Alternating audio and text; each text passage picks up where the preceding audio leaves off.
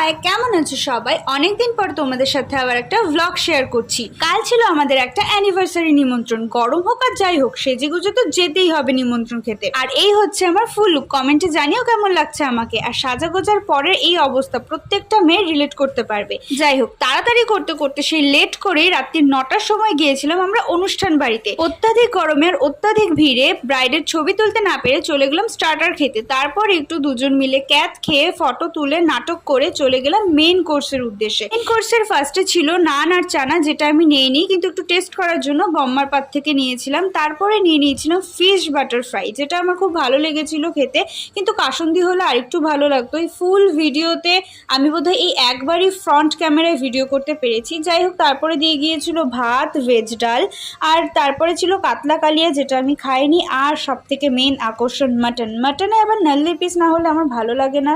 নাল্লির piece চাওয়ায় পরে আমাকে দুটো নাল্লির পিস দিয়ে গিয়েছিল। চাটনি পাঁপড় মিষ্টি আমি খাই না, তাই আমি নিইনি। বেরিয়ে আমি নিয়েছিলাম দুটো আইসক্রিম আর নিয়েছিলাম দুটো হজমোলা। যাই হোক, অত্যাধিক গরম তো কি হয়েছে, সাজতে গুজতে আমার খুব ভালো লাগে। যাই হোক, আজকের মতো এতটুকুই। দেখা হচ্ছে নেক্সট ভিডিওতে। বাই।